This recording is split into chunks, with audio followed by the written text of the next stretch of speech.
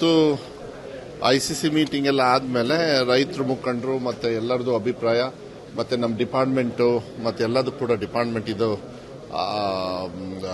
ಚರ್ಚೆ ಮಾಡಿದ ಮೇಲೆ ಇವತ್ತಿಂದ ಇಮಿಡಿಯೇಟ್ ಆಗಿ ಲೆಫ್ಟ್ ಬ್ಯಾಂಕಿಗೆ ಮತ್ತೆ ರೈಟ್ ಬ್ಯಾಂಕಿಗೆ 8ನೇ ತಾರೀಕು ಬೆಳಗ್ಗೆಯಿಂದ ಬಿಡಬೇಕು ಅಂತ ಹೇಳಿ ತೀರ್ಮಾನ ಆಯಿತು. 120 ದಿವಸ ನಾನ್ ಸ್ಟಾಪ್ ಅಲ್ಲಿ ಬಿಡ್ತಾರೆ.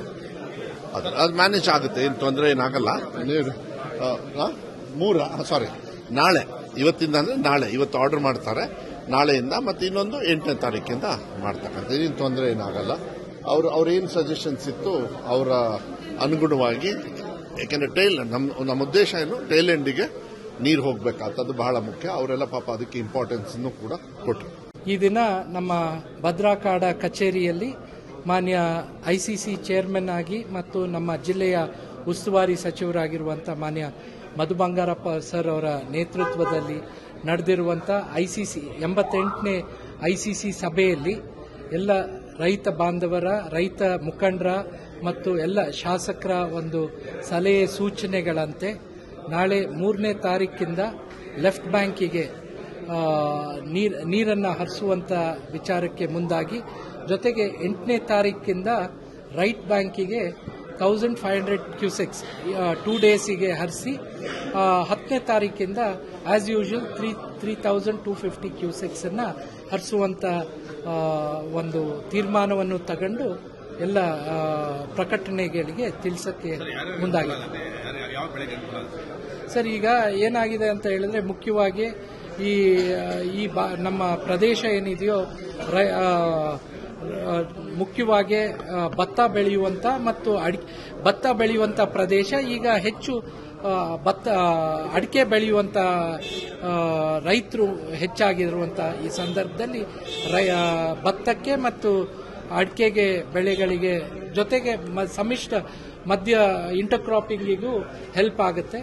ಹಾಗಾಗಿ ಇವತ್ತಿನ ತೀರ್ಮಾನ ಎಲ್ಲ ಸರ್,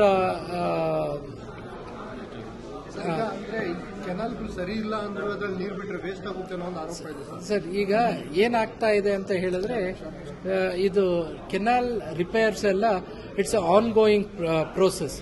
ಈಗ ಒಂದು ವ್ಯವಸ್ಥೆಯಲ್ಲಿ ರಿಪೇರ್ಸ್ ಅನ್ನ ಕಾಲಕ್ಕೆ ಟೈಮಲ್ಲಿ ಇದು ಮಾಡಬೇಕಾಗುತ್ತೆ. ಇಟ್ಸ್ ಒಂದು ಪ್ರಕ್ರಿಯೆ ನಿರಂತರವಾಗಿ ನಡೆಯುವಂತ ಪ್ರಕ್ರಿಯೆ. ಹಾಗಾಗಿ ಈ ವರ್ಷ ಹಲವಾರು ಭಾಗಗಳಲ್ಲಿ ಕೆನಾಲ್ ರಿಪೇರ್ ಅಂಡ್ ರೀಸ್ಟೋರಿಂಗ್ ಮತ್ತು ಕೆಲವು ಬ್ರಿಡ್ಜಸ್ ಅನ್ನ ಕಟ್ಟುವಂತ ಕೆಲಸನ ಮಾಡ್ತಾ ಇದ್ದಾರೆ. ಹಾಗಾಗಿ ಇಟ್ಸ್ ಆನ್ ಗೋಯಿಂಗ್ ಪ್ರೋಸೆಸ್ ಎಲ್ಲೆಲ್ಲಿ. ಹಾಗಾಗಿ ಮಾನ್ಯ ಸಚಿವರು ನಮ್ಮ ಅಧಿಕಾರಿಗಳಿಗೆ ಒಂದು ಸ್ಪಷ್ಟವಾಗಿರುವಂತ ನಿರ್ದೇಶನ ಕೊಟ್ಟಿದ್ದಾರೆ.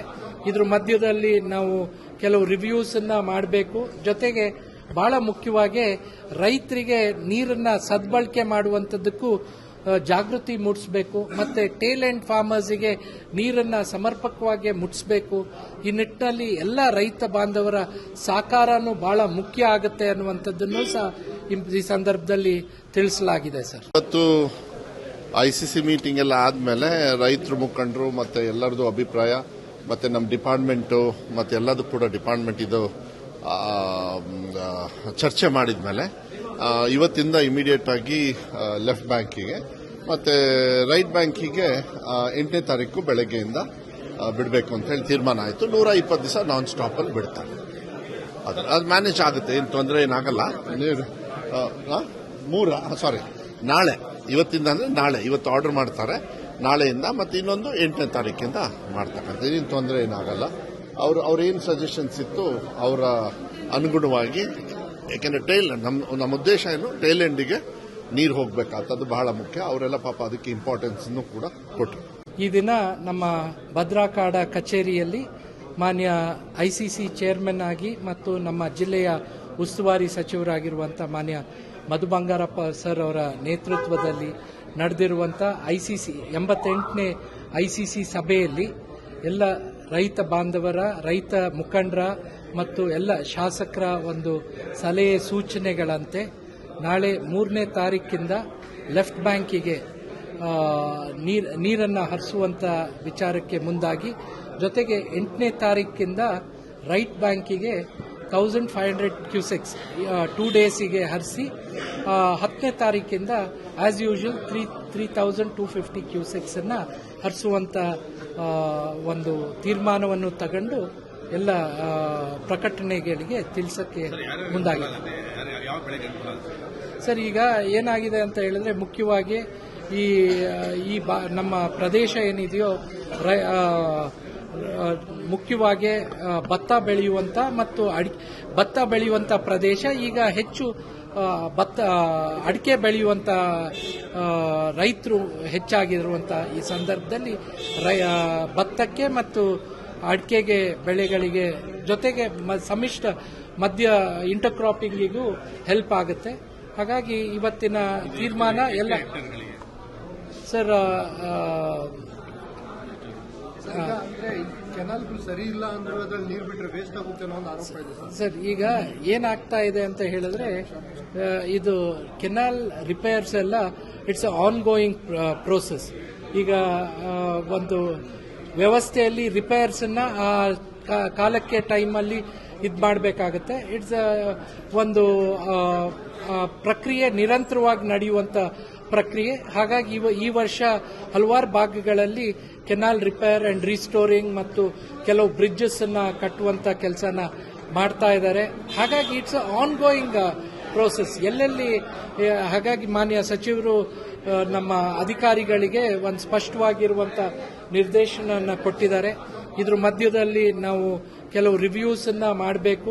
ಜೊತೆಗೆ ಬಹಳ ಮುಖ್ಯವಾಗಿ ರೈತರಿಗೆ ನೀರನ್ನ ಸದ್ಬಳಕೆ ಮಾಡುವಂತದ್ದಕ್ಕೂ ಜಾಗೃತಿ ಮೂಡಿಸಬೇಕು. ಮತ್ತೆ ಟೇಲ್ ಅಂಡ್ ಫಾರ್ಮರ್ಸ್ಗೆ ನೀರನ್ನ ಸಮರ್ಪಕವಾಗಿ ಮುಟ್ಟಿಸಬೇಕು. ಈ ನಿಟ್ಟಿನಲ್ಲಿ ಎಲ್ಲ ರೈತ ಬಾಂಧವರ ಸಹಕಾರನೂ ಬಹಳ ಮುಖ್ಯ ಆಗುತ್ತೆ ಅನ್ನುವಂಥದ್ದನ್ನು ಸಹ ಈ ಸಂದರ್ಭದಲ್ಲಿ ತಿಳಿಸಲಾಗಿದೆ. ಸರ್, ಇವತ್ತು ಐಸಿಸಿ ಮೀಟಿಂಗ್ ಎಲ್ಲ ಆದ್ಮೇಲೆ ರೈತರ ಮುಖಂಡರು ಮತ್ತೆ ಎಲ್ಲರದು ಅಭಿಪ್ರಾಯ ಮತ್ತೆ ನಮ್ಮ ಡಿಪಾರ್ಟ್ಮೆಂಟು ಮತ್ತೆ ಎಲ್ಲದೂ ಕೂಡ ಡಿಪಾರ್ಟ್ಮೆಂಟ್ ಇದು ಚರ್ಚೆ ಮಾಡಿದ್ಮೇಲೆ ಇವತ್ತಿಂದ ಇಮಿಡಿಯೇಟ್ ಆಗಿ ಲೆಫ್ಟ್ ಬ್ಯಾಂಕಿಗೆ ಮತ್ತೆ ರೈಟ್ ಬ್ಯಾಂಕಿಗೆ 8ನೇ ತಾರೀಕು ಬೆಳಗ್ಗೆಯಿಂದ ಬಿಡಬೇಕು ಅಂತ ಹೇಳಿ ತೀರ್ಮಾನ ಆಯಿತು. 120 ದಿವಸ ನಾನ್ ಸ್ಟಾಪ್ ಅಲ್ಲಿ ಬಿಡ್ತಾರೆ. ಅದು ಮ್ಯಾನೇಜ್ ಆಗುತ್ತೆ, ಏನು ತೊಂದರೆ ಏನಾಗಲ್ಲ. ನಾಳೆ ಇವತ್ತಿಂದ ಅಂದ್ರೆ ನಾಳೆ ಇವತ್ತು ಆರ್ಡರ್ ಮಾಡ್ತಾರೆ. ನಾಳೆಯಿಂದ ಮತ್ತೆ ಇನ್ನೊಂದು 8ನೇ ತಾರೀಕಿಂದ ಮಾಡ್ತಕ್ಕಂಥ ಏನು ತೊಂದರೆ ಏನಾಗಲ್ಲ. ಅವ್ರೇನು ಸಜೆಷನ್ಸ್ ಇತ್ತು ಅವರ ಅನುಗುಣವಾಗಿ, ಯಾಕೆಂದ್ರೆ ನಮ್ಮ ಉದ್ದೇಶ ಏನು ಟೇಲ್ ಎಂಡಿಗೆ ನೀರು ಹೋಗ್ಬೇಕಾಗ್ತದ್ದು ಬಹಳ ಮುಖ್ಯ. ಅವರೆಲ್ಲ ಪಾಪ ಅದಕ್ಕೆ ಇಂಪಾರ್ಟೆನ್ಸ್ ಕೂಡ ಕೊಟ್ಟರು.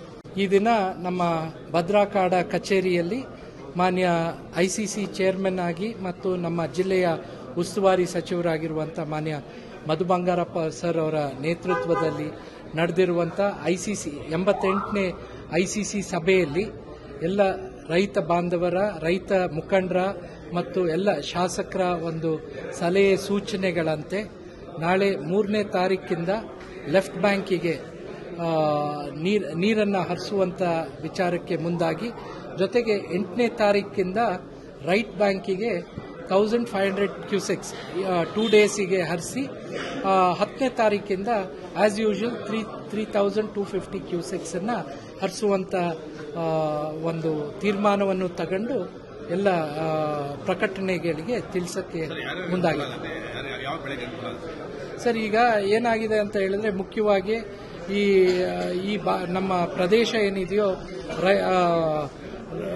ಮುಖ್ಯವಾಗಿ ಭತ್ತ ಬೆಳೆಯುವಂತ ಮತ್ತು ಭತ್ತ ಬೆಳೆಯುವಂತ ಪ್ರದೇಶ ಈಗ ಹೆಚ್ಚು ಅಡಿಕೆ ಬೆಳೆಯುವಂತ ರೈತರು ಹೆಚ್ಚಾಗಿರುವಂತ ಈ ಸಂದರ್ಭದಲ್ಲಿ ಭತ್ತಕ್ಕೆ ಮತ್ತು ಅಡಿಕೆಗೆ ಬೆಳೆಗಳಿಗೆ ಜೊತೆಗೆ ಸಮ್ಮಿಶ್ರ ಮಧ್ಯ ಇಂಟರ್ಕ್ರಾಪಿಂಗಿಗೂ ಹೆಲ್ಪ್ ಆಗುತ್ತೆ.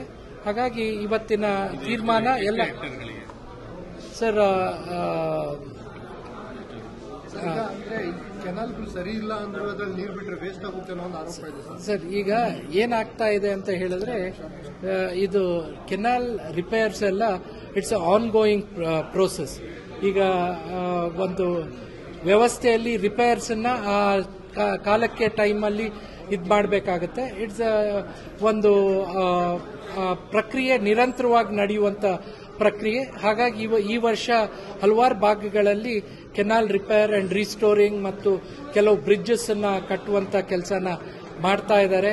ಹಾಗಾಗಿ ಇಟ್ಸ್ ಆನ್ ಗೋಯಿಂಗ್ ಪ್ರೋಸೆಸ್. ಎಲ್ಲೆಲ್ಲಿ ಹಾಗಾಗಿ ಮಾನ್ಯ ಸಚಿವರು ನಮ್ಮ ಅಧಿಕಾರಿಗಳಿಗೆ ಒಂದು ಸ್ಪಷ್ಟವಾಗಿರುವಂತ ನಿರ್ದೇಶನ ಕೊಟ್ಟಿದ್ದಾರೆ. ಇದ್ರ ಮಧ್ಯದಲ್ಲಿ ನಾವು ಕೆಲವು ರಿವ್ಯೂಸ್ ಅನ್ನ ಮಾಡಬೇಕು. ಜೊತೆಗೆ ಬಹಳ ಮುಖ್ಯವಾಗಿ ರೈತರಿಗೆ ನೀರನ್ನ ಸದ್ಬಳಕೆ ಮಾಡುವಂತದ್ದಕ್ಕೂ ಜಾಗೃತಿ ಮೂಡಿಸಬೇಕು. ಮತ್ತೆ ಟೇಲ್ ಅಂಡ್ ಫಾರ್ಮರ್ಸ್ಗೆ ನೀರನ್ನ ಸಮರ್ಪಕವಾಗಿ ಮುಟ್ಟಿಸಬೇಕು. ಈ ನಿಟ್ಟಿನಲ್ಲಿ ಎಲ್ಲ ರೈತ ಬಾಂಧವರ ಸಹಕಾರನೂ ಬಹಳ ಮುಖ್ಯ ಆಗುತ್ತೆ ಅನ್ನುವಂಥದ್ದನ್ನು ಸಹ ಈ ಸಂದರ್ಭದಲ್ಲಿ ತಿಳಿಸಲಾಗಿದೆ ಸರ್.